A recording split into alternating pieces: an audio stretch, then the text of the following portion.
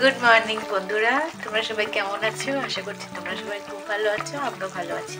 তো আজকের ব্লগটা আমি রান্নাঘর থেকে শুরু করলাম। আজকে সকাল থেকে আমাদের এখানে পুরো মেঘলা হয়ে রয়েছে, এক ফোঁটা রোদও ওঠেনি। তো শীতের ফার্স্ট টাইম আমাকে চাদর গায়েও তোমরা দেখে নিলে। জানি না আগে কোনো ব্লগে দেখেছো কিনা, ঠিকঠাক মনে নেই। আর আজকে ঘুম থেকে উঠতে একটু বেলা হয়ে গেছে, তো ভাত হয়ে গেছে এদিকে দেখো। আর মাছ এনেছে তোমার দাদাভাই সকালবেলা, রুই মাছ, ওই মাছের ঝোল বসিয়েছি। আর করবো আলু ফুলকপি ভাজা। আলু ফুলকপিটা একটু জলে সেদ্ধ হতে দিয়েছি, তাহলে কি হয় গ্যাসটা হয় না, মানে তো সব সারের জিনিস ওর জন্য। আর করবো লাউ শাক, গাছের লাউ শাক মা কেটে আনতে গেছে, আনুক কেটে দেবে, তারপরে বসিয়ে দেবো। আর আজকে কাজও আছে, ভাবছি ঘরগুলো মুছে ফেলবো। আর কালকে অনেকগুলো জামা কাপড় ধুয়েছি, তোমাদের দেখাচ্ছি, কারণ একটাও শুকায়নি। তো ওই বারান্দায়, এই পাশে কাকুমাদের ঘর আছে, ওদের বারান্দায় মেলে রেখে এসেছি। তো চলো তোমাদের জামা কাপড়গুলো দেখাচ্ছি। তো আগে মাছের ঝোলটা দেখে নাও, বসিয়েছি। তো তোমাদের দাদা ভাই চলে এসছে খেতে। চলো ভাতটা দিয়ে নি, পরে আবার কথা হচ্ছে।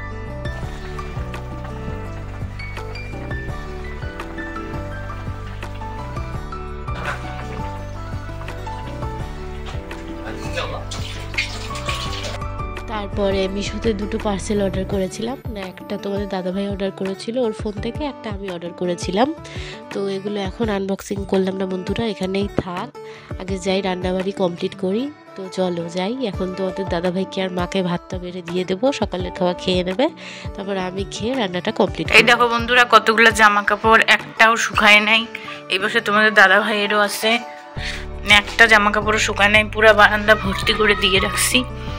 তার মধ্যে আজকেও আকাশটা দেখো, পুরো মেঘলা, এক ফোঁটা রোদ নেই। আমারই কমপ্লিট হয়ে গেছে, একটু পরে এখন ঘরগুলো ঝাড় দিয়ে মুছে নিব। ঘর মোছা আর দেখাবো না বন্ধুরা, কারণ ফোনের চার্জ নেই, একটু চার্জে বসাইতে হবে। আর পার্সেলগুলা বিকালের দিকে দেখি আনবক্সিং, নয়তো আলাদা একটা ভিডিও করব। অ্যানিভার্সারির গিফটটাও তো তোমাদের দেখানো হয়নি, ওটাও অনলাইনে নিয়েছিলাম, দুটো জিনিস নিয়েছি, একটা না। তো ওই দুটোও দেখাবো, আজকের দুটোও দেখাবো কি আসলো। তো চলো, আমি পান খেলাম, এখন একটা খেয়েছি, ওটস খেয়েছি, খেয়ে পান খেয়েছি।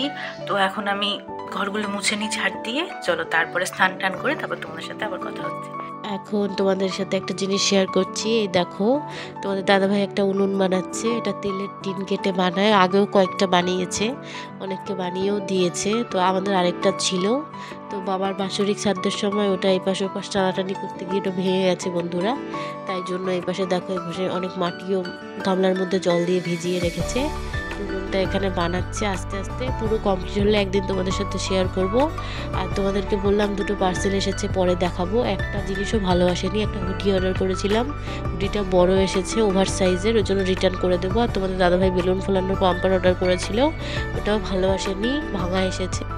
গুড ইভিনিং বন্ধুরা, তো একেবারে সন্ধেবেলার মানে পরে তোমাদের সাথে কথা বলছি। তো দেখো, এখানে মাংস আছে, তোমাদের দাদাভাই মাংস রান্না বসিয়েছে, এখানে ছোটদি বসে আছে, ছোটদা আছে, আমার ভাই আছে, মানে দেওর হয় আমার সম্পর্কে, ভাই ভাই বলেই আমি ডাকি।